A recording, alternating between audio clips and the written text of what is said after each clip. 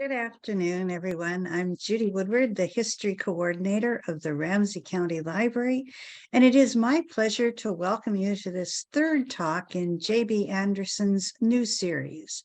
The series was originally entitled Washington and Adams, but it is now a deeper, longer, newer look at Washington. We'll get to Adams later in the spring. Today's speaker, historian J.B. Andersen, has long been a very popular speaker with our history talks. He has an ongoing series of programs on the U.S. presidents, and they are some of the best attended history events in our entire area. JB's appearance today is made possible through the co-sponsorship of the Osher Lifelong Learning Institute of the University of Minnesota, with financial support from the Ramsey County Library Friends organization. And now I'd like to turn things over to our speaker, J.B. Andersen, for the latest installment on the life of George Washington. Thank you. Good. This is week 8 of George Washington. We started him last fall quarter. This is winter quarter, and I ended up with more material than I thought I'd have, so we're going to finish out this winter quarter with just Washington, canceling Adams until spring quarter. And thank you to Grayson, who is our IT person, for figuring out how to show my cursor here. So when I do some maps today, I'll be able to do some pointing also. Now, we had a question last week about the First National Bank that was built in Washington, D.C. and run by the United States government. A lot of controversy during the first roughly 40 years of the United States under the Constitution about whether or not the government could be doing this. We had, conservatives got rid of the National Bank. Then the liberals brought it back again. And then conservatives got rid of it again, and we've never seen it since. Well, it does still indeed stand. And a lot of the architecture and design work in the 1700s, even up into this day, is from the old Greek and Roman period, where you would see these pillars in particular. So it's what's called Greek classic or Roman classic style, common in U.S. history. Thomas Jefferson loved it. Almost everything he designed was in this Greek Roman classical style. He founded the University of Virginia, and the first buildings that were built there, he designed them. And they were in this style. Interesting too, Jefferson's reluctance to have religion at the center of our democracy. He built the University of Virginia, but did not put a church at the center of the university. He put a library at the center of the University of Virginia. At any rate, this is a style that was common and well loved at the time of the formation of the First National Bank. Now, here is where the First National Bank is located in Washington, D.C. And this is it here. It's at 301 7th Street Northwest. Let's go to number 2 here. It's the White House. So you can see this is just like 8 or 9 blocks from the White House. And third, Ford's Theater, located here. This is where Abraham Lincoln was assassinated. He was carried across the street to the Peterson House. I have visited both places. Unfortunately, when I visited there, Ford's Theater was closed. And I went into the Peterson House, and there were about 4 or 5 of us in the tour group. And the guide there we got back to the bedroom where Lincoln had died. And I went to a door outside, and the guide said, "Oh, you can't go out there." And I said, "Oh, I just wanted to see if there were lilacs planted out there." And it was because of the poem that was written about Lincoln's death. When last in the dooryard, lilacs bloomed. And he said, "I'm the guy that got him to plant lilacs back there." And when the tour was over, he came over to me and he said, "The Ford's Theater is closed, you know." I said, "Yeah." He said, "Well, you sound like an interesting guy. Come with me." So he took me across the street and into the empty Ford's Theater, which was having some work done on it.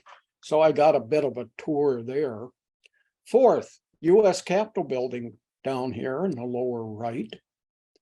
So you can see this bank building is located among lots of famous things, all along the Smithsonian Mall, very lengthy, runs from the Capitol building to the Washington Monument, many buildings along here. You could spend, I think you could spend your life in here. There, I saw a sign in one of the buildings at the Smithsonian Institution that said, if you took 1 second and looked at every exhibit in here just for 1 second, move to the next one, did that 24 hours a day, it'd take you 67 years to get through the Smithsonian Institution. And when I read that sign, there was no Holocaust Jewish museum yet. There was no museum that outlined slavery, etc. At any rate, that's where the First National Bank building that still exists is located. Here's another picture of it that shows neighboring buildings, and you can see the more modern style newer buildings that have been built in Washington, D.C. Here is the architect's drawing of the First National Bank building, designed by Samuel Blachette. Some people say he was aided by James Hoban. Other people say it was actually Hoban who designed it. At any rate, credit to both of them. Here's pictures of them, Blachette on the left and Hoban on the right. Recognition for this building started in 1956 from the Independence National Historic Park. 1958, Historic American Building Survey added it to their list of important structures. 1966, it made it on to the National Register of Historic Places, and 1987 became a National Historic Landmark. So it's protected. Property will likely never be sold, or the building, so it can be torn down and something more money getting could be built there. What's in there nowadays? Well, in 2000, it was the offices for the Independence National Historical Park. And they moved out of there then, and it's been sitting empty. There was a plan to house the Philadelphia Civil War Museum there. Of course, the Battle of Gettysburg, which was the decisive battle in the Civil War, and many historians call it a world decisive battle, occurred in Pennsylvania, but the state of Pennsylvania denied sharing funds or adding funds to what the federal government was willing to pay. So the project never occurred. The plan right now, which is going forward, is to have the National Park Service occupy the building, and it'll be an archaeological laboratory. Here's an archaeologist picking at something. And at any rate, thanks much for this question. I'm adding these slides to the section on the National Bank for future lectures that I might do on George Washington.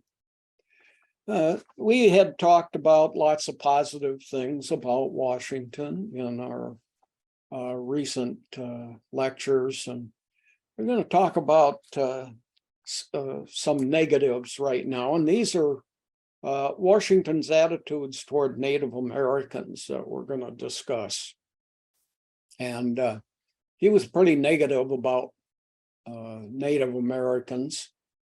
Three arguments are made. Many people, at least in their diaries, recorded negative statements that they heard. So let's take a look at the three arguments. He wanted Native American lands confiscated. The United States needed to expand. Immigration was coming in. People wanted farmland. By taking over Native American land, you could offer immigrants more and much better farmland. The reality was he got himself a large chunk of Ohio as a result. During the American Revolution, Washington fought the British in Ohio, and as a payment in part for the conquest of that area, Washington was given a very large chunk of land. We discussed this earlier, last quarter. And also the new government could not afford to pay the soldiers. They were offered, or they were promised payment. So what they did is they said, we'll give you several acres of land in Ohio. Well, they didn't want to move to Ohio. So Washington bought it for a pittance, even more land, and ended up getting a very large chunk of Ohio for himself by getting Native Americans moved out of the area.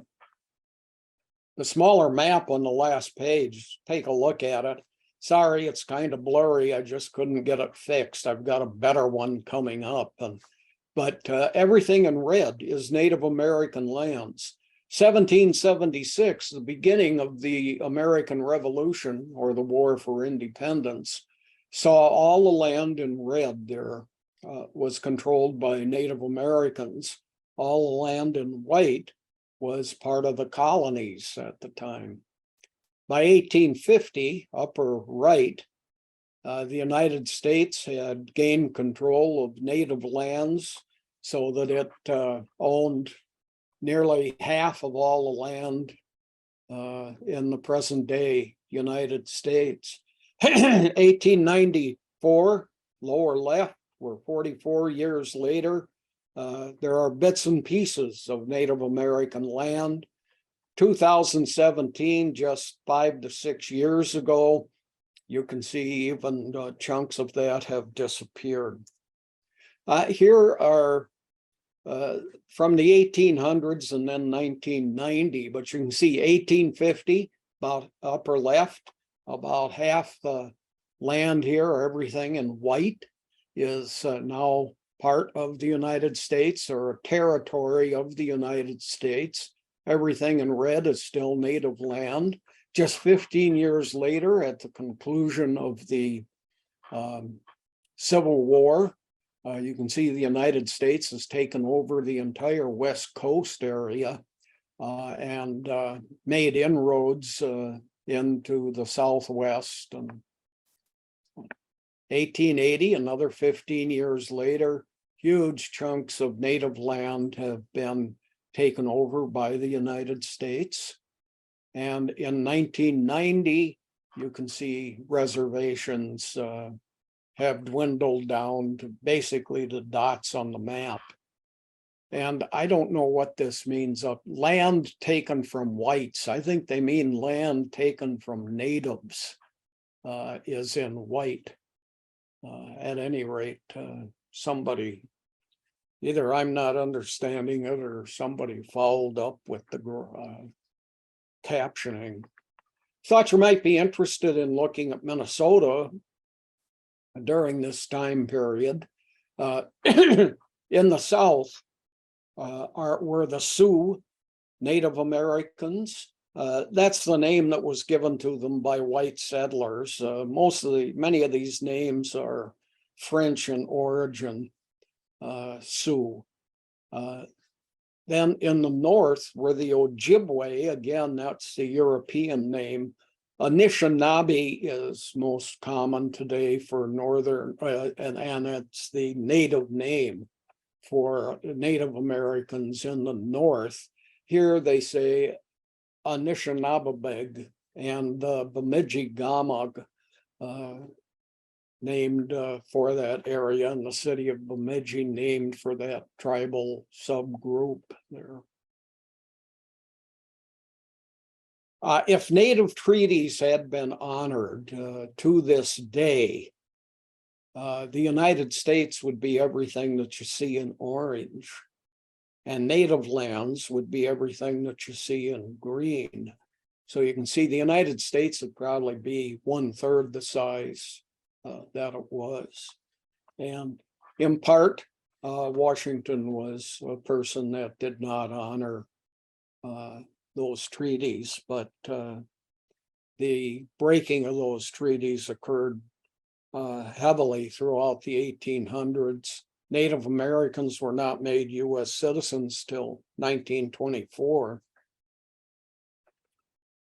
Second attitude of Washington is the United States has to grow to the west. It's basically the only direction we can move. We settled in the east from Europe. We're growing like crazy. And hopefully it can be done with no bloodshed. Well, that didn't happen. Here's an interesting statistic. Native Americans in 1492, when Columbus landed in the Caribbean, it's estimated, and these estimations about the number of Native Americans in North America vary greatly. Here's an average. About 112 million people in 1492. Now, North America includes Mexico, the United States, and Canada. 112 million. Today, 2020, United States Census, there were 757,000 Native Americans in the US. So that's a huge, gigantic drop in the population. Native Americans, third item that Washington thought or considered or had an attitude about was that they need to give up their lands. We'll pay a fair price to them. They can move into new territories further west. If they don't do this, there will be forced removals of the Native Americans so that the United States can expand. Now, places that did not do this, freely removing themselves from land the United States wanted, Washington ordered and oversaw the destruction of villages and crops in Native American areas. The Treaty of New York, we're going to talk about. This is 1790. This is during the second year that the United States existed under its Constitution. And we're going to talk about a few treaties here. The study of treaties is called diplomatic history. I took a diplomatic history course. Let me just say it was mighty boring. I kind of blame the professor in large part, but I hope this will be somewhat interesting for us. Native Americans had generally sided with the British. They felt they were being treated better by the British. Their land was not being taken over like it was most heavily by the colonists and then by the new nation, especially during the War for Independence, more commonly known as the American Revolution. So Native American battles with the US took place largely in the Northwest Territory that we have a map of here. And you can see the Northwest Territory makes up several states. It's land north of the Ohio River. And it includes Ohio, Indiana, Illinois, Michigan, Wisconsin, and about a third, the western or the eastern third of the state of Minnesota. It's basically here, you can see the Mississippi River. It's everything that's east of the Mississippi River. And it also, the major battles with Native Americans took place in the southern United States. Washington invited Native American chiefs. Now, this is people from Georgia, and these were the Creek nations of people. He invited 30 Creek chiefs to come to New York City, which in 1790, at the time of the Treaty of New York was the capital city for the US. And so these people traveled all the way from Georgia. Here's a book that you might be interested in that and it's available on Amazon. Excuse me. And it deals with the issue we're talking about now. The Indian World of George Washington by Colin Calloway.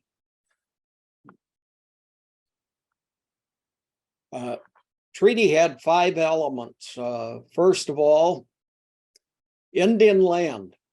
Any non-Native American who trespasses into Native American territory can be punished by the Native Americans. They did not want people trespassing. What would happen frequently is people would come into Native territory that had not yet been taken over by the United States, and they would settle there. And the natives were uncertain what to do. In some cases, they'd forcibly remove them.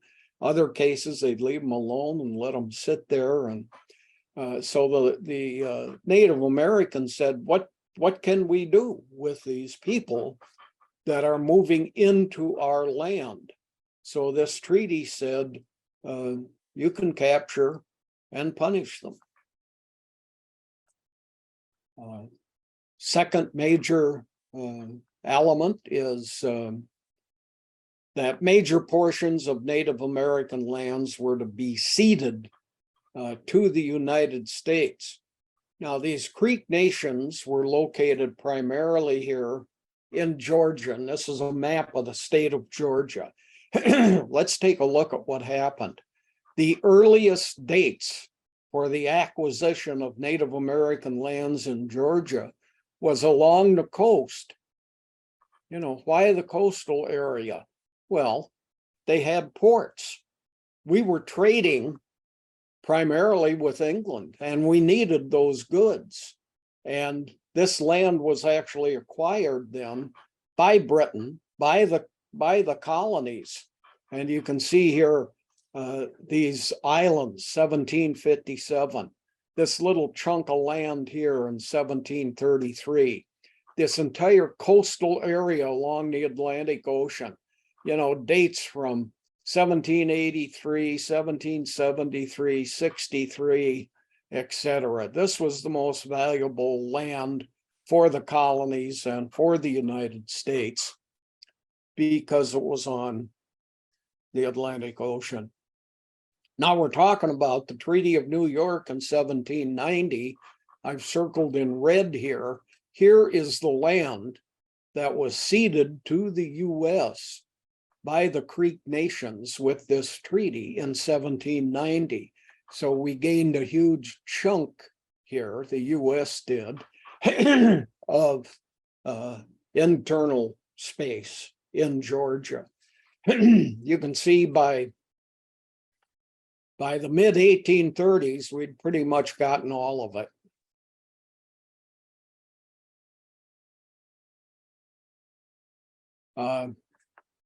Escaped slaves must be returned to their owners. Now, the Creek Indians agreed to this, but they have no intention of obeying it. They felt the blacks were being unfavorably treated when a escaped slave came into a Native American village. They welcomed them and helped hide them out, or found places for them to hide out. Fourth element of the Treaty of New York, 1790.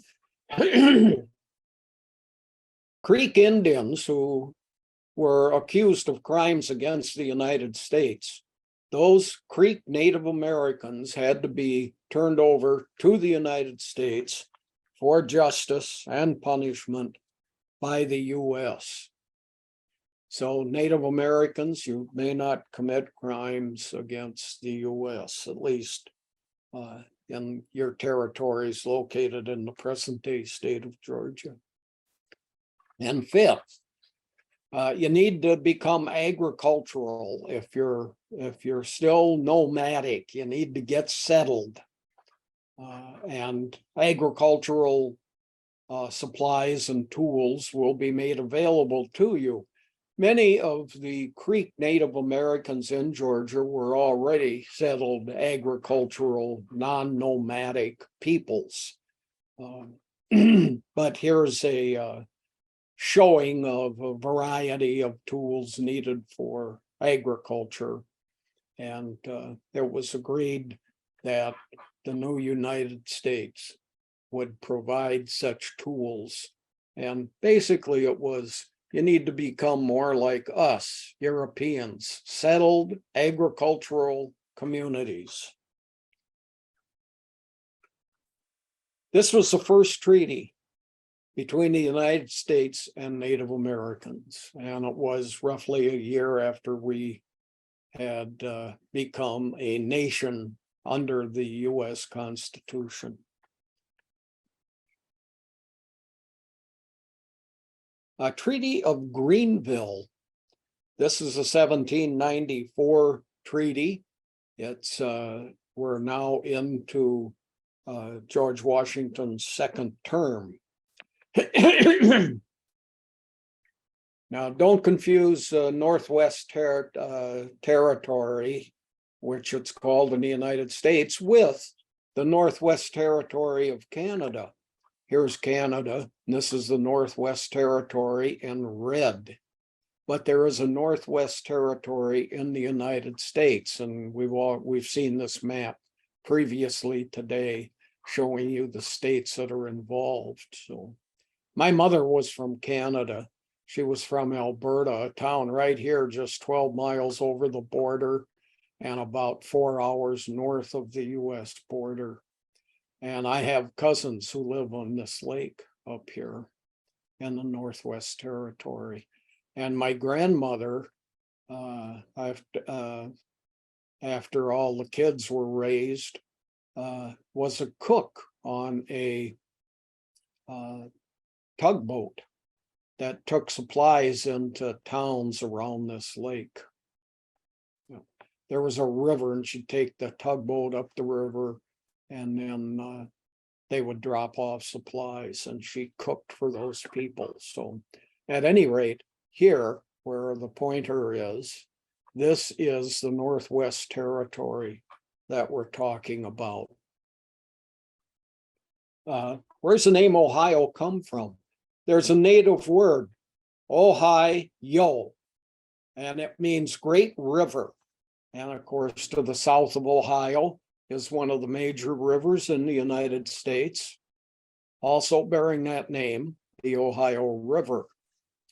Indiana, there's lots of place names in Indiana that have native origins for them, and the name of the state itself, Indian with A on the end, Indiana.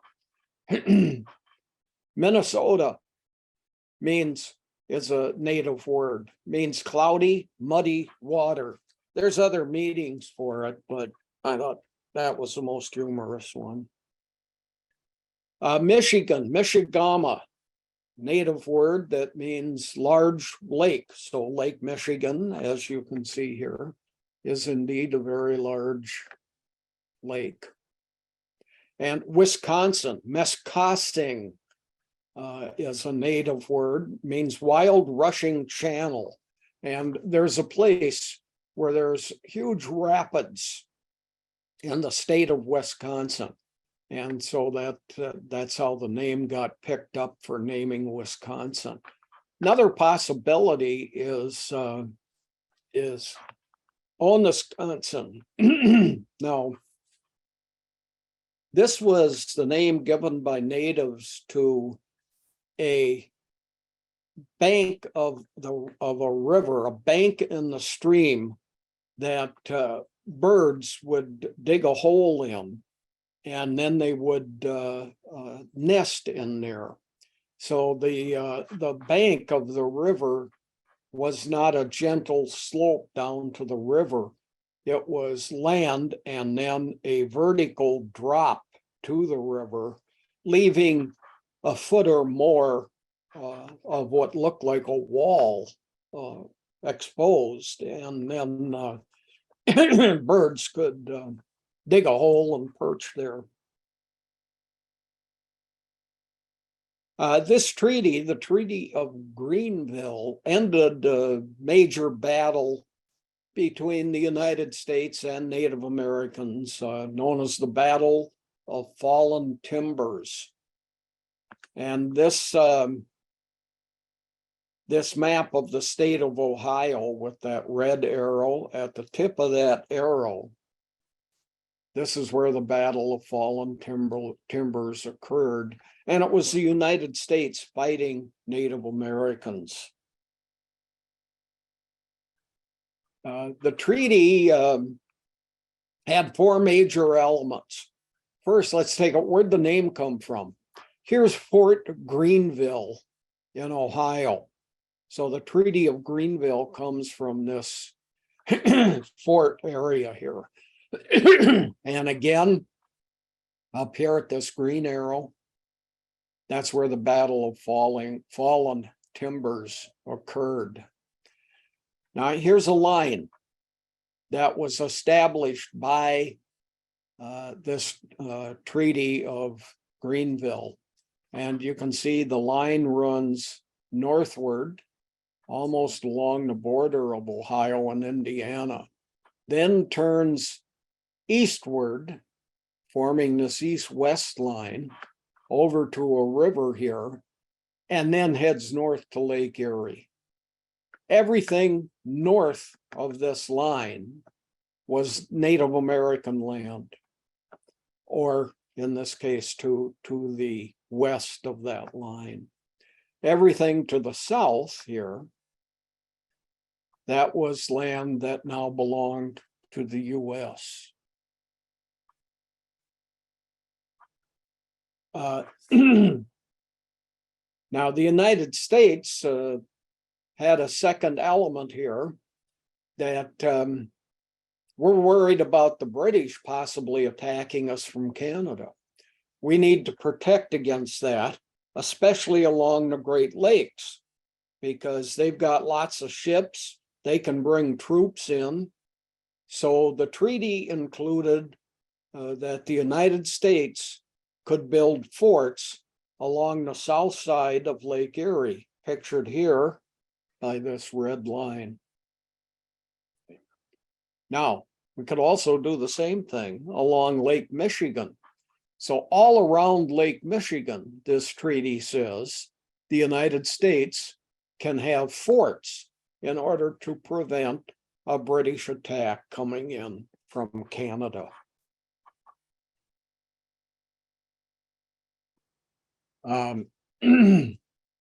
Governmental agencies. There's several Native American groups throughout the Northwest Territories, but governmental authority, according to this treaty, is going to rest with the United States, have power over the whole of this Ohio Territory or Northwest Territory. And the fourth and final element is prisoners of war that were taken by the Native Americans and prisoners of war that were taken by the United States need to be returned to their tribal group or to the United States. Second presidential term is the next thing that we will talk about, and this deals with Washington running for a second term. And sorry, I got the wrong date there. It should be 1792. Washington on a second term. He had frequently talked, and people mentioned this in their diaries. He'd openly spoken about serving one term would be enough. It just, why would anybody want anything longer than 4 years? So it sounded from Washington's speech, talking with other people, etc., that one term was going to be the limit that he was going to set for himself. Part of the reason for this was tremendous amount of infighting in his cabinet. Now, the cabinet was made up of 4 major people here: the Secretary of War, Treasury, State, and the Attorney General. There was also a 5th member, a Postmaster General, but he didn't get involved much in these arguments. And then, of course, Washington as president sat in on cabinet meetings also. Lots of infighting. He got sick of it, tired of it, didn't like it, made it known that he didn't like it, and that it would be easier on him if he could just return to Mount Vernon. And his wife, pictured here, Martha Washington, or Martha Custis Washington, she didn't want him to run again. Time to come home. By the way, that name, Martha Custis Washington, in Arlington National Cemetery is the Lee Custis Mansion. The Custis name on that mansion is for her granddaughter, who was married to, and this is where the Lee name comes from, she was married to Robert E. Lee. So the Lee Custis Mansion. You can stand at the White House, look across the Potomac River, and you can see the Lee Custis Mansion. So when the Civil War broke out, it was immediately captured because it was right next to the national capital. That was considered part of the North at that time. At least it supported the Northern cause, even though it was in a southern state of Virginia. So it got taken over very rapidly. And then lots of people started dying in the war, and they got buried there, and it became Arlington National Cemetery. And in the middle of Arlington National Cemetery to this day is the Lee Custis Mansion. And that was the name of Martha Washington's first husband. Mount Vernon needs management. That's another thing that drove Washington to want to get back there. Now, he was able to hire management. As a matter of fact, during his first term as president, he had a nephew that was there. The nephew had done an excellent job of managing, but now had fallen ill, actually quite seriously ill. So Washington was thinking, okay, it's time for me to return and oversee the crops and the slave population, the finances, etc., at Mount Vernon. There were people that felt differently, and we're going to talk about 3 of them. This is the famous Alexander Hamilton, come to our attention in the last 3 or 4 years due to the Broadway musical, hugely successful, titled simply Hamilton. And Hamilton told Washington, you can't leave. Your absence this early in the history of our country would make a big difference. We need you here. James Madison, who would become the fourth president, talked to Washington and said, there's lots of disagreements within your cabinet. You don't like them. You don't like these disagreements. But think about what would happen if you were gone. These disagreements would widen. The fear that many people have about the development of factions or political parties because of these disagreements could become a more likely reality than if you stay on and try to negotiate between these groups of people. And it's not just your cabinet. It's also the legislators of the United States that are having these same arguments. So stay on so that you can oversee these difficulties, differences in opinions. Thomas Jefferson was a third person that talked to Washington about this and told him that if you stay on, I promise to quit fighting with Hamilton. Okay. We need you here. So that's a gigantic proposal by Jefferson, who argued with Hamilton regularly.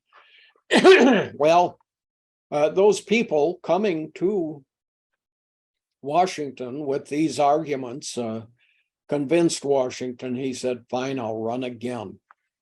And speaking of running, there's a kind of a takeoff on it, a modern day run, George Washington Patriot Run.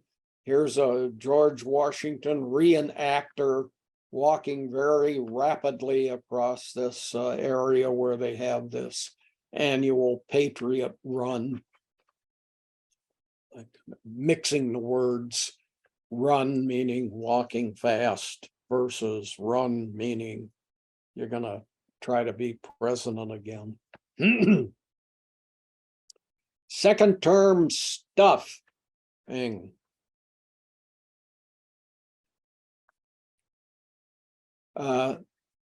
First thing I want to talk about before we get deeply into this neutrality proclamation of 1793 is, what is a proclamation? What is an executive order? And this neutrality proclamation of 1793, we'll start talking about 8 slides from now. First, we want to define some terms. Here's Donald Trump holding up one of his many executive orders. In January of 2022, we were at number 14,061 for executive orders. We started counting executive orders in 1863 with the Emancipation Proclamation. There were lots of them before that date. George Washington, we figure, had probably about 8, but everything for this first roughly 70 to 80 years that the United States existed, we didn't keep very careful track of presidential proclamations and executive orders. So historians were uncertain as to where to start. Well, the records were much better at the time they decided to start numbering these things from the middle of the Civil War. So we're at 14,061. There are more than that. We don't know how many more, but we do have estimates about how many each president may have signed. Oh, that's me with an executive order. Nobody listened. Let's take a look at executive orders. Here's some from the 19th century, although it includes George Washington from the 18th century. So we go from George Washington through William McKinley. Now we go down to the arrow here for Ulysses Grant. He's the first guy to be into 2 figures, let alone 3 figures, or I mean, he's the first guy to be into three figures. Here you can see double figures. Yeah, but see the estimates 8, 1, 4, 10, 12, 18, very small numbers, but none of them are numbered. The unnumbered column simply means we didn't start numbering them yet because we're pretty confused about all of that. Ulysses Grant was president for 8 years. 8 divided into 217 is 27.1 per year. And I mean, look here, Andrew Jackson in 8 years did 12. You know, James Polk in 4 years did 18. But here is Grover Cleveland. Now, he's the only president to serve 2 non-consecutive terms, and we count him twice as a result. He was the 22nd president and the 24th president. So even though Joe Biden is the 46th president, we've only had 45 different ones because Cleveland's counted twice. Well, he did 113 in his first 4-year term. Then in his second separated 4-year term, he did 140 more. That's 31.6 per year. Here's the first half of the 20th century. We go from Theodore Roosevelt up to Harry Truman. And you can see we get into the thousands. Woodrow Wilson in 8 years, 1,800. Theodore Roosevelt, almost 8 years, almost 1,100. Franklin Roosevelt holds the all-time record. Of course, he was president for 12 years. And of course, during those 12 years, there was a Great Depression and a World War, but 3,522. And then Harry Truman served almost 8 years and had 907. Here's the second half of the 20th century. And you can see at the bottom, the chart that I copied here did not include Donald Trump yet, so I added him in at the bottom. This is 13 presidents, and Trump is ranked like 6th, I think. At any rate, here's 80. That's Jimmy Carter. He did 320 in 4 years, 80 per year. That's the record high for the second half of the 20th century. And then Kennedy in just 3.5 years, or a little over 3 years, had 71. And Donald Trump at 55. Here now, this is proclamations, not executive orders. There are 2 different titles, but they're basically the same thing. And here's the last 5 presidents. And you can see presidential proclamations. Donald Trump is the winner per year. In 4 years, nearly 900, 223 proclamations per year. Biden in his first year did 196. And Obama, you can see 153, 8-year period.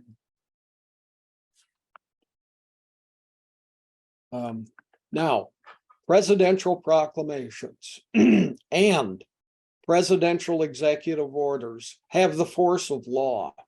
It's just like Congress passing a law and the president signing it into law. So these are single individuals throughout our history who have released executive orders and proclamations that have the force of law. Okay, now with that background, let's talk about the Neutrality Proclamation of George Washington. in the year 1793. This is during his second term. Okay, presidents can issue executive orders. They can issue proclamations. We've already talked about them having the force of law. Now, this proclamation of 1793, the Neutrality Proclamation, this was a statement by George Washington, and it concerned the British and French War. The French were having a revolution.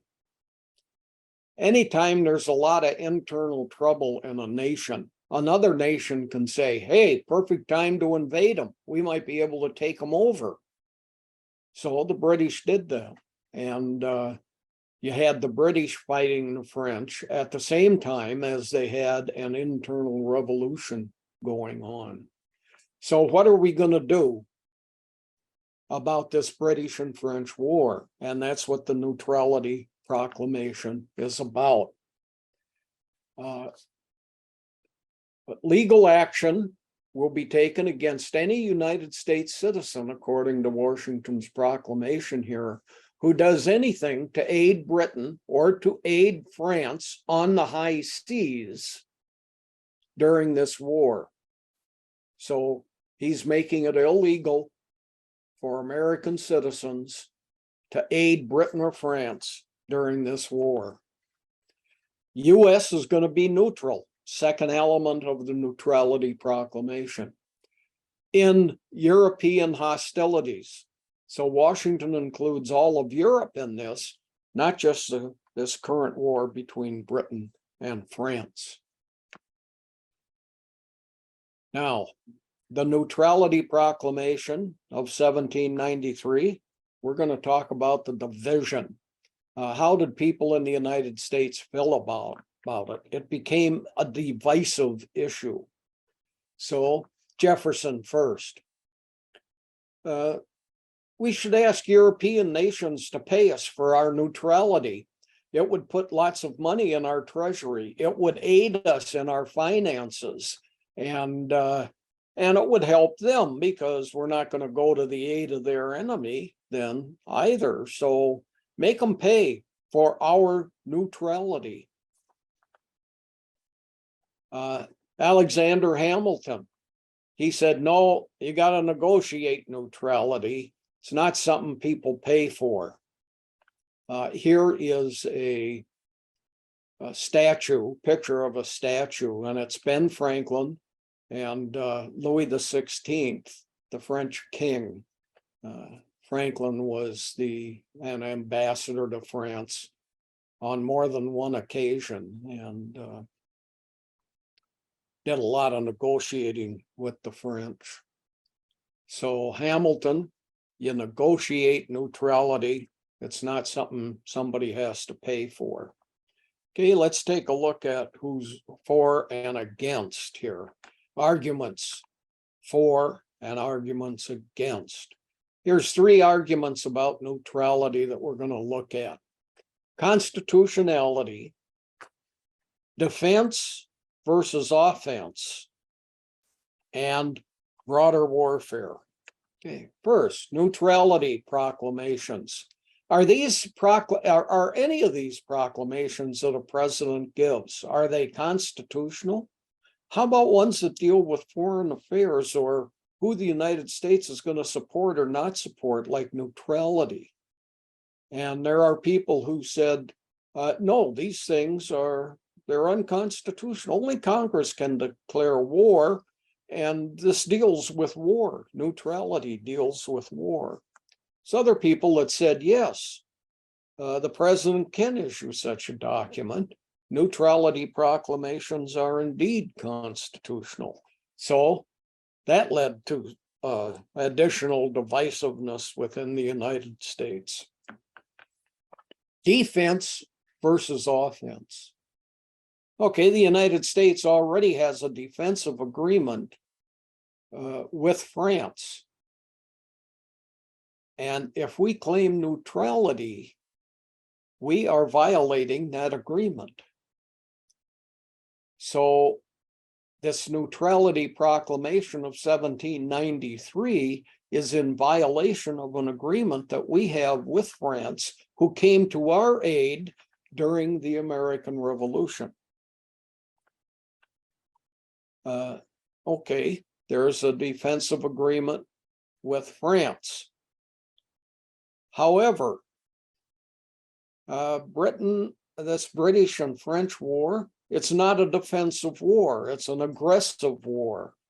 So let's define it that way and say, no, we can't help France because the nature of the agreement doesn't deal with aggressive wars.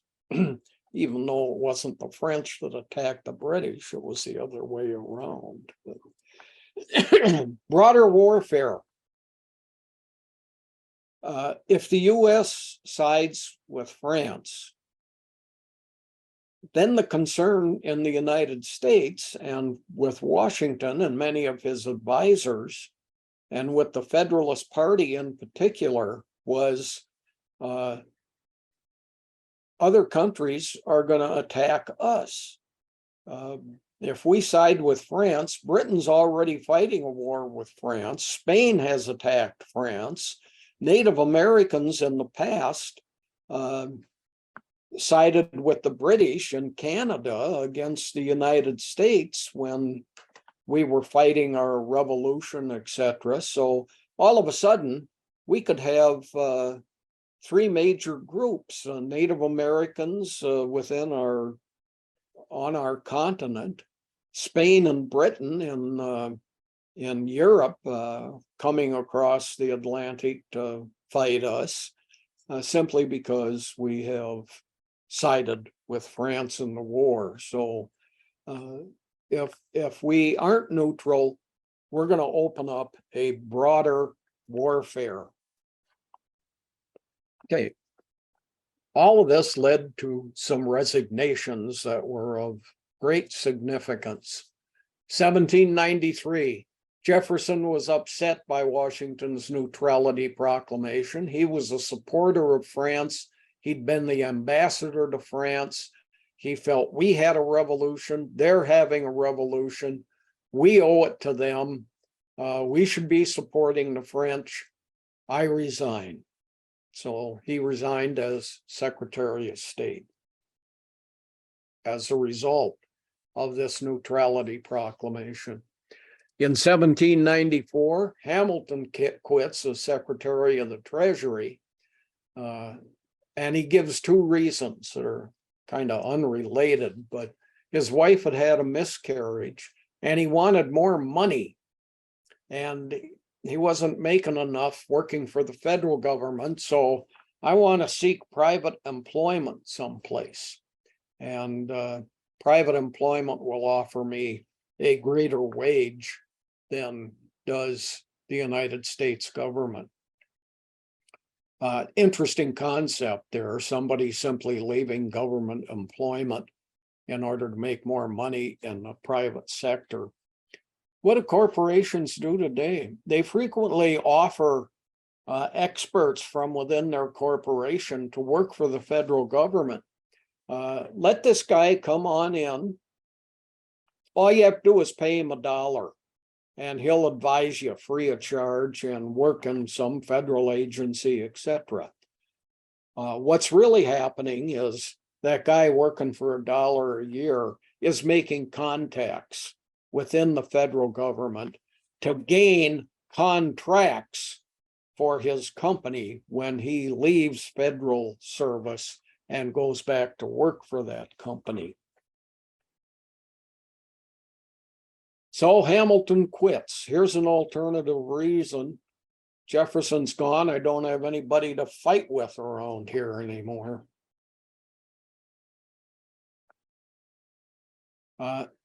Hamilton stayed in touch with Washington, however, even though he left Washington's cabinet, acted as an advisor to Washington, actually was a relatively close advisor.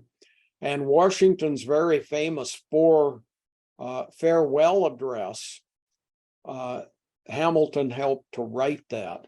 Washington lays out plans in this farewell address for what the United States should look like in the future, what we should be doing, etc. The Citizen Genet affair. This is about a Frenchman. He was a French agent. Name was Edmond Charles Genet, and there's a picture of him there.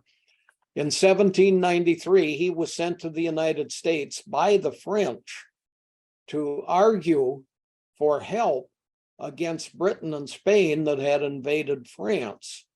So he wasn't he wasn't sent by the revolutionaries. He was sent by the governing agency of France, and it was come and help us. So, but some other things began to happen, and we're going to talk about that. First of all,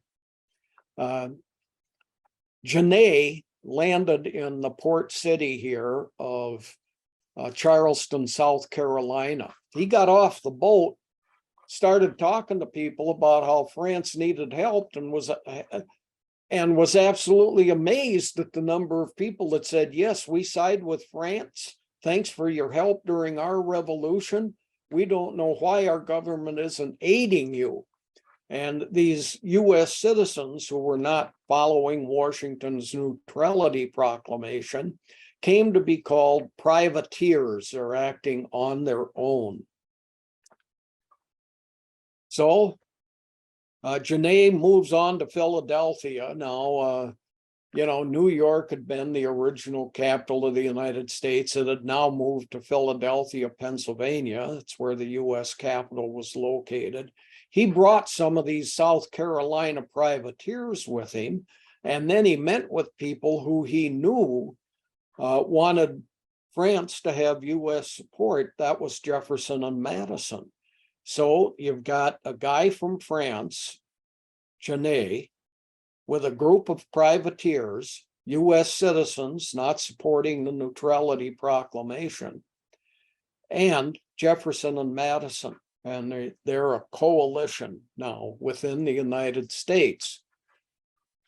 Well, Genet was able to bring with him French ships, and there were British ships operating along the US coast, and he started capturing them. Well, the United States was trading with Britain. They were our big trading partner, and we were very dependent on that trade. So Washington and Hamilton started to speak against these French ships capturing and harassing British ships, because we need that trade.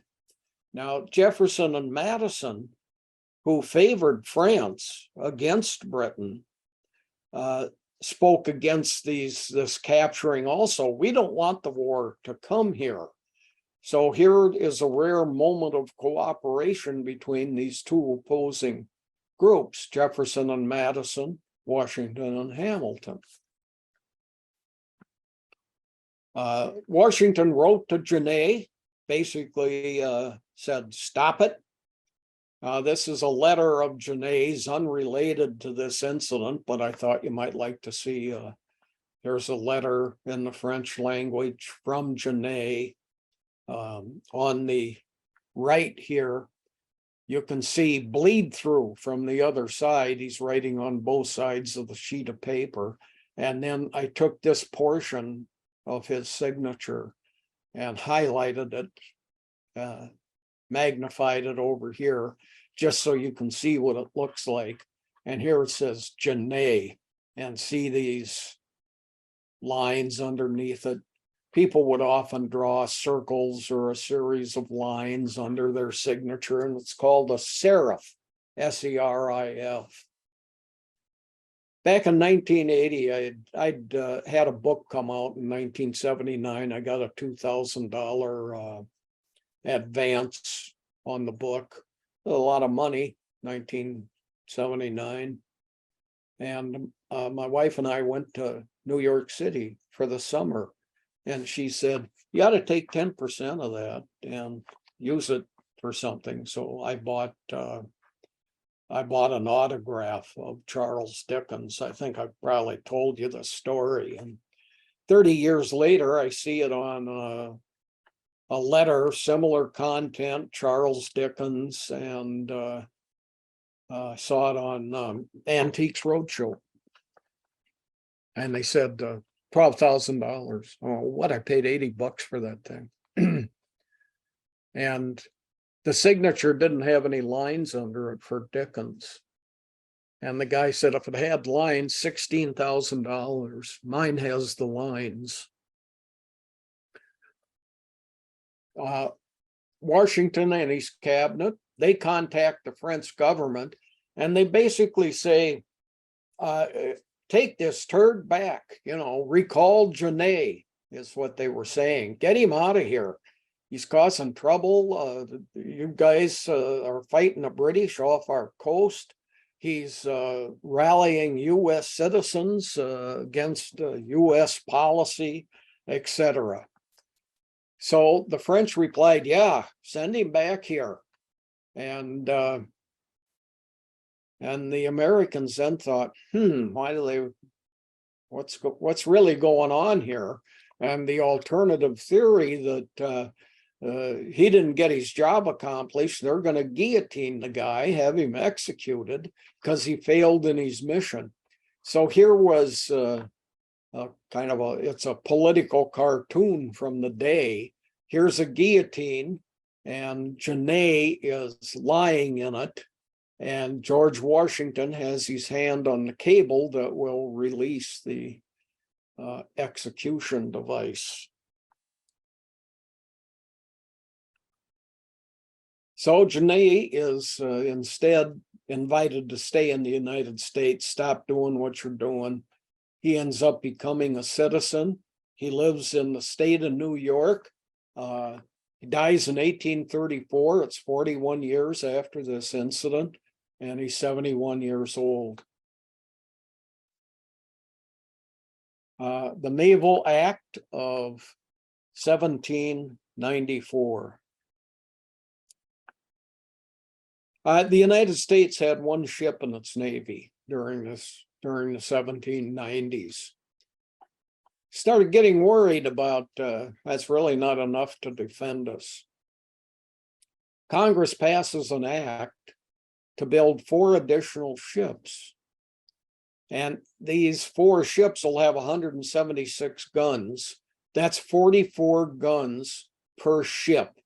Now, by guns in this law, they mean cannons. So you'll have like 22 cannons on each side of the ship.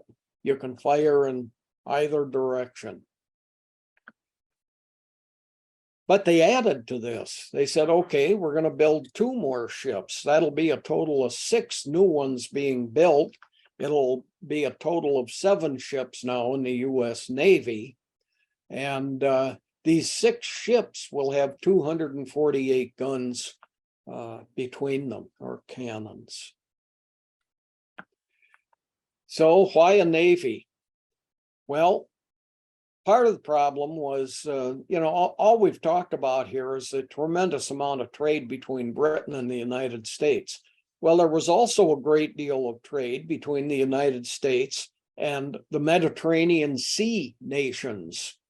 To the north of the Mediterranean, they were Southern European countries. On the east end, they were Middle Eastern countries and North African countries also. And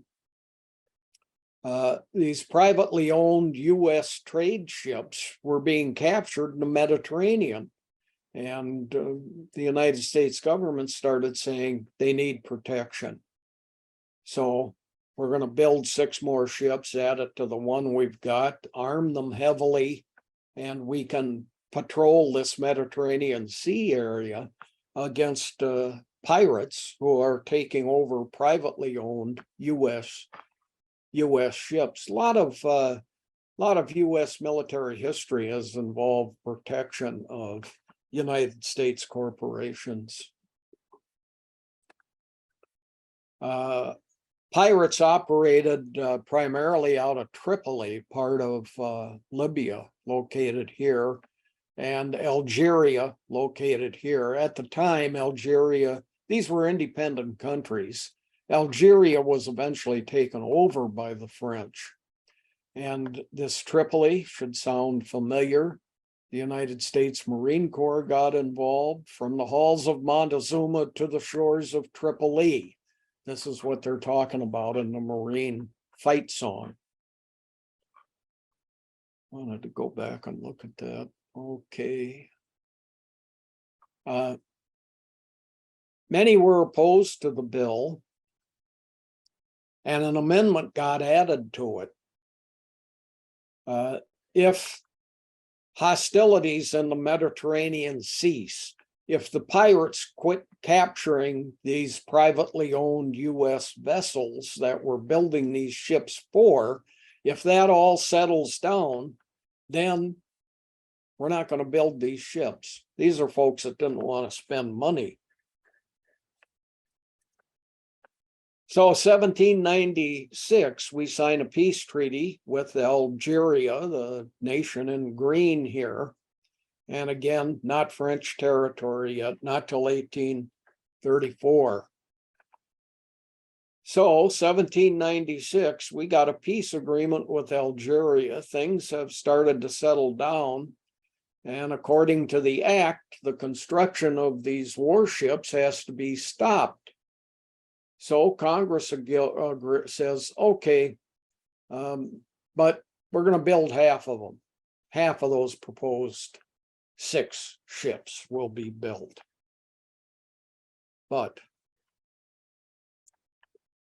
1798, the French get angry. We're not helping them in their revolution. We're not helping them in their war against France and Spain. So the French begin seizing US privately owned ships, hoping to hurt us.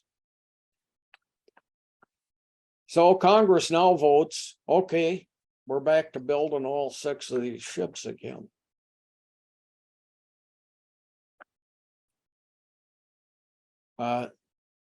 Military's actual history, this is kind of a side note by comparison to what had been started here now in the 1790s. We got 1 ship. It's really really doesn't amount to much of a military.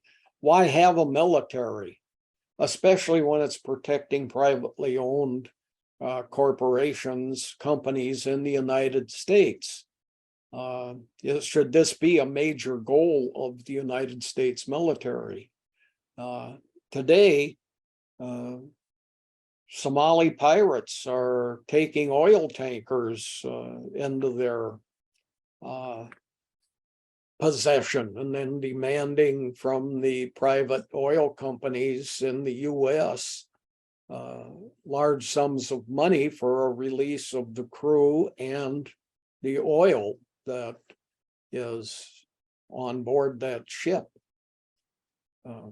And throughout much of our history, even up to the present, Central America, Folgers Coffee, United Fruit Company, etc. Lots of coffee and fruits are grown throughout Central America. In order to make it easier for US corporations to grow things there and make it easier so they don't have to negotiate new agreements with the government that might change every 4 years, as it does frequently under democracies. We have set up dictatorships throughout Central America. They last a lifetime and give even greater protection to the corporations for a longer period of time. And the labor is very inexpensive. Now, an interesting side note to this is we have an immigration problem coming out of that area. You create a horrible situation. People try to escape it. And what do we do? So why a military? Protecting privately owned companies. Dwight David Eisenhower spoke about this in his farewell address. You can watch it on YouTube. Go into YouTube and say Eisenhower's farewell address, or say Eisenhower's Beware the Military Industrial Complex speech. And you can watch this speech. But here's a guy with quite a military record. And his final warning as president is to beware the military industrial complex. Historians say this 4-day period, 4 days before he left office, he gave this speech. And then John F. Kennedy gave his inaugural speech. They say these are two of the greatest speeches in American history, and they were 4 days apart.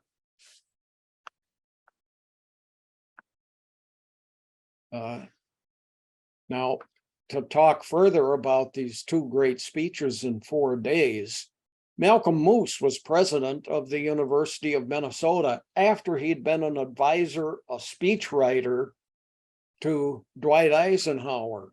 It was Malcolm Moose who wrote the Beware the Military Industrial Complex speech. Moose stayed in Minnesota after retiring as president of the university. He had a cabin in Hackensack, Minnesota. A few years ago, it's long after his death, his children still owned the cabin, and it had a garage that was full of papers, boxes of papers. And they said, let's look through those and get rid of them, and we can be using that building for something else. In there, they found a copy of the military industrial complex with corrections to it in Eisenhower's handwriting. And they donated that document to the Eisenhower Presidential Museum in Abilene, Kansas. Playa Military, here's protecting privately owned companies. Watch the movie Captain Phillips starring Tom Hanks, deals with Somali pirates. And here is Tom Hanks with Captain Phillips, who was directly involved in that incident. Judy, are we ready for some questions? And I can start the farewell address next time we meet. I think that would work fine. We have a few questions in the hopper, and I think we're all ready to go. So we can just do that if you want to stop sharing your screen. All right. Well, we do have a number of questions, and I'll just launch right in. Would you say Washington's philosophy of governing was closer to Adams or to Jefferson?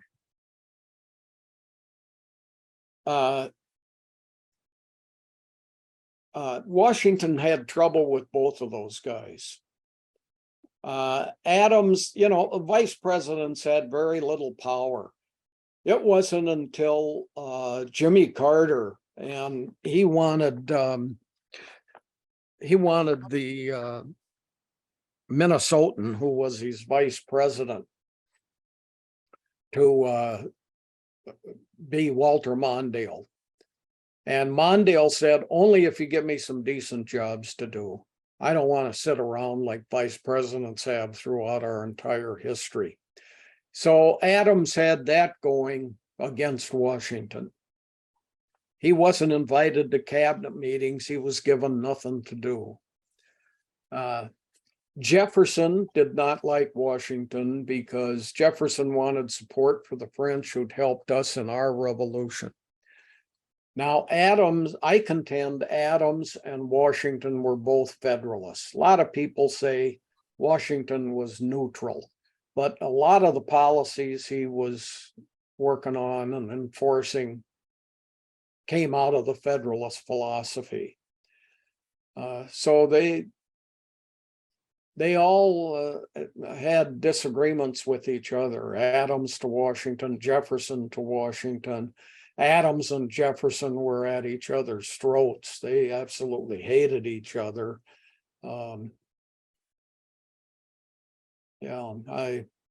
I'd say that's kind of the end of the story. Is that kind of infighting was not uncommon. Wasn't it at least somewhat unexpected that Washington would be more closely aligned with the Federalists? Because Yeah. wasn't the Federalist Party the party of the Northern mercantile interests, and as opposed to the Southern agricultural interests, and Washington as a slaveholder and a Virginian, wouldn't he have been more expected to be take Jefferson's part? On that issue, yes. Mhm. I see. Yeah. Okay. Great. All right. Next question. You showed many maps of the Indian treaty or the Indian property, Indian lands shrinking ever faster, ever continually. This questioner asks, were any of the Indian treaties honored?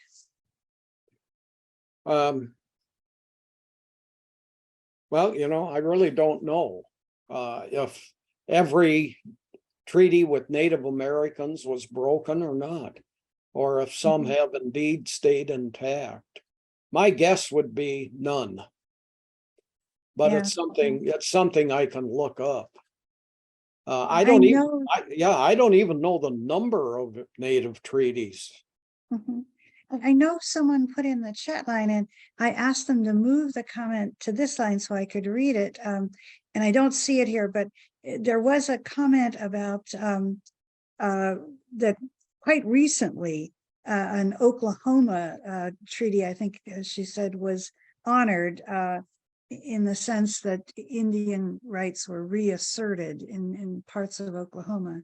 So I don't know if that answers the question for this question. Sure. There's also Okay. just Uh-huh. like there are slave compensation arguments today. All Black people should be paid the equivalent of Reparations. 40 acres and a mule, which was offered to free slaves but never given.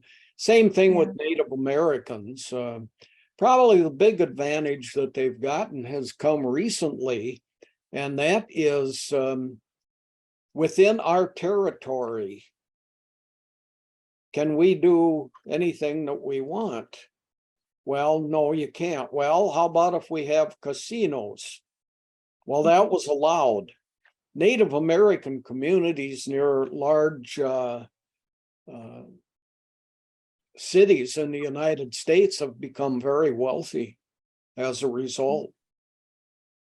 Yeah. Okay. The next person notes a book, an interesting book on the signers of treaties with American Indians is titled The Relentless Business of Treaties by Martin Case. Are you familiar with that book? Nope. Okay. Well, says this commenter says many of the same families signed and benefited from many treaties. That's interesting. Do you know anything about that? No. Martin Okay. Case. Okay, I'm writing Martin it. Case, The Relentless Business of Treaties. And I will email it to you, JB, if you want. I've got it. Okay. Relentless treaties. Yeah, good. Okay. Great. All right.